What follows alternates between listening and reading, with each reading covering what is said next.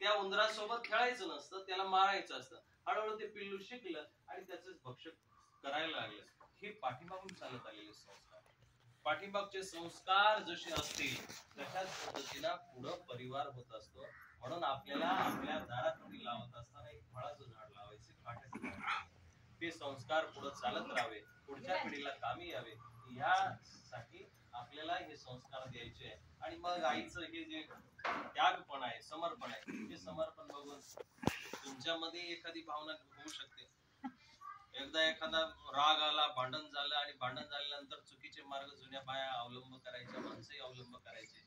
बाटली शोधायचे, विहीर शोधायचे, बारव शोधायचे आणि तिकडे देहाला समर्पित करायचे. आयांनो, जीवनामध्ये असं कधी जर प्रसंग आला, दादा तुम्हालाही कधी आला, येऊ नये कुणाच्या जीवनामध्ये. कारण त्याच्यानंतर जे केल्यानंतर जे होतं ना, ते पापच आहे. एखाद्याने आत्महत्या केली तर तो मुक्त नाही होतो, भले देहातून मुक्त होत असेल, तो पिशाच चोरीला जातो. म्हणून ते पुण्यदायी काम नाहीये. जर असा कोणाला राग आला, असा कोणाला जर त्रास झाला, विशेष करून हसे परिवारामधून जर असं कोणाला जर वाटलं, तर आमच्या 5-6 आश्रमांचे पत्ते घेऊन ठेवा, मस्तपैकी तिकडे जीवन होतं. तिच्या नावाप्रमाणे शांत व्हावं आणि जीवनामध्ये एक ईश्वराचं ध्येय प्राप्त व्हावं, परमात्मा प्राप्त व्हावं. सर्व धर्मान परित्यज्य मामेकम शरणं व्रज. सांगितल्याप्रमाणे ईश्वराच्या धर्माला ती अनुसरत आहे, ईश्वराच्या धर्मामध्ये ती शरण जात आहे आणि ईश्वराला मनोभावे शरण जाऊन आपली चित्तवित्त काया परमात्म्याला अर्पण करत आहे. तुम्ही परिवार खऱ्या अर्थानं अभिनंदनाचे पात्र आहात की तुम्ही जग राहटीची किंवा काही समाजाची पर्वा न करता लोक काय म्हणतील. लोक दीक्षा घेतल्यानंतर म्हणतात फुकट खातात आणि दीक्षा नाही घेतली म्हटल्यानंतर वाईट व्यसनाला पण नेतात. लोकांचं काही खरं नाही. आपल्याला शास्त्र काय सांगतं, 3 प्रमाण आहेत. एक भगवंत प्रमाण, एक ग्रंथ प्रमाण आणि दुसरं संत प्रमाण.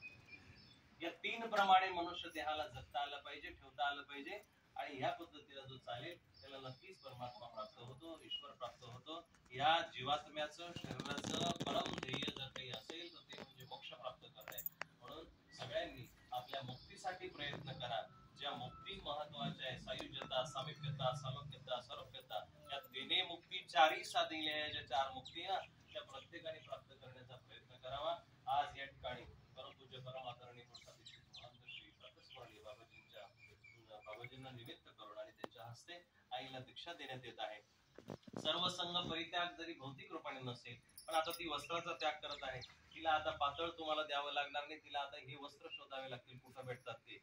हे वस्त्र देणं गरजेचं आहे. त्यानंतर तिच्या हातातल्या आभूषण जाणार आहे, तिचे केस जाणार आहे. आता याच्या पाठीमागचा एक थोडक्यामध्ये उद्देश सांगायचा म्हणजे काय, की आता या शरीराला मला भौतिक रूपाने कुणासाठी ठेवायचं नाहीये, मला ईश्वरासाठी द्यायचंय, परमात्म्याला द्यायचंय.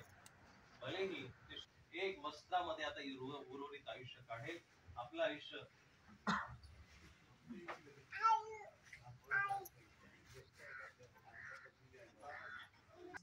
आईंना दीक्षा देण्यात आली आहे. वस्त्र समर्पण आणि दीक्षेचा या ठिकाणी जो सोहळा आहे तो पार पडत आहे. आईंना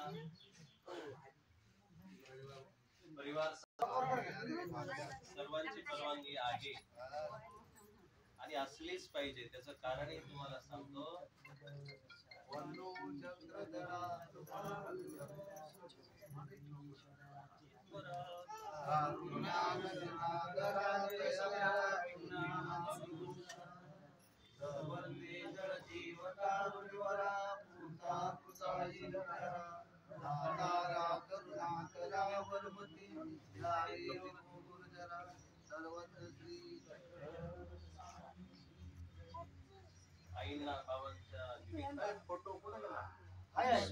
न देता धर्मशास्त्रांच्या निमित्ताने प्रमाणे आईला या ठिकाणी संमती देत आहे. तुम्ही सर्वजण या ठिकाणी हा सोहळा बघत असताना सावकाश झाला.